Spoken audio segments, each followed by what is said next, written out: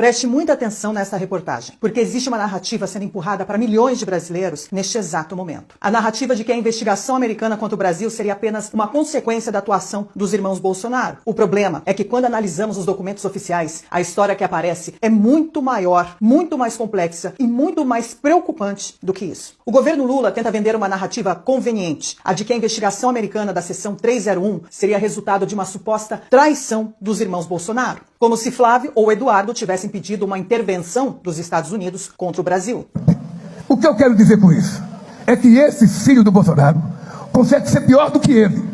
E são, na verdade, vendilhões da pátria.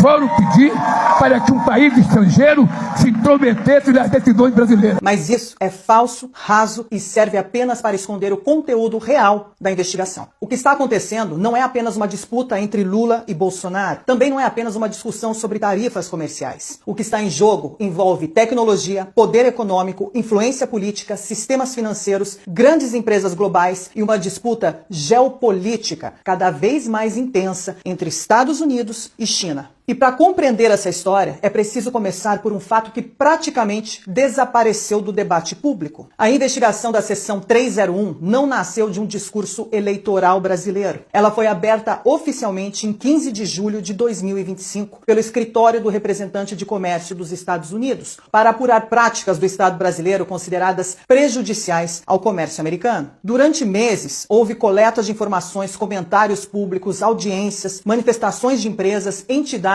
especialistas e do próprio governo. O relatório analisou 6 grandes áreas: o comércio digital e serviços de pagamento eletrônico, tarifas preferenciais, propriedade intelectual, combate à corrupção, acesso ao mercado de etanol e desmatamento ilegal. Ou seja, isso não é uma briga de família, é uma investigação formal de comércio internacional. Mas existe uma pergunta ainda mais importante. Por que isso acontece agora? A resposta passa inevitavelmente pelo cenário internacional. Donald Trump voltou à Casa Branca. Marco Rubio assumiu o papel central na política externa americana. A competição estratégica com a China voltou a ocupar o centro das preocupações de Washington. E nesse novo contexto, o Brasil passou a ser observado sob uma ótica muito diferente. Durante anos, divergências comerciais entre Brasil e Estados Unidos existiram sem produzir uma reação dessa magnitude. O que mudou foi exatamente o ambiente geopolítico, porque hoje Washington não observa apenas as tarifas e exportações. Ele observa as cadeias estratégicas de produção, os sistemas financeiros, infraestrutura digital, inteligência artificial, energia, minerais críticos e influência política. E é justamente nesse ponto que o Brasil se tornou relevante. Enquanto o governo Lula aprofundava relações com Pequim, fortalecia os BRICS e ampliava acordos econômicos com a China, os Estados Unidos passaram a enxergar o Brasil não apenas como um parceiro comercial, mas como um território estratégico dentro da disputa global por influência. É nesse contexto que nasce a investigação da seção 301. Ao final da apuração, os Estados Unidos concluíram que determinadas políticas brasileiras criam obstáculos, restrições ou desvantagens para empresas americanas. Como resposta, Washington propôs uma tarifa adicional de 25% sobre parte relevante dos produtos brasileiros exportados aos Estados Unidos. Embora diversos itens considerados estratégicos para a economia e para a segurança nacional americana tenham sido excluídos da lista. Entre eles estão os produtos ligados a cadeias críticas de suprimento, energia, aviação civil, minerais estratégicos e outros insumos relevantes para a indústria americana. A lógica é muito simples. Ao mesmo tempo em que os Estados Unidos buscam pressionar o Brasil em áreas consideradas problemáticas, Washington evita encarecer ou comprometer setores que considera essenciais para seus interesses econômicos, tecnológicos e de segurança nacional. E esse detalhe é importante. Se o objetivo fosse simplesmente punir o Brasil, bastaria taxar tudo, mas não foi isso que aconteceu. Porque a questão não é emocional, a questão aqui é estratégica.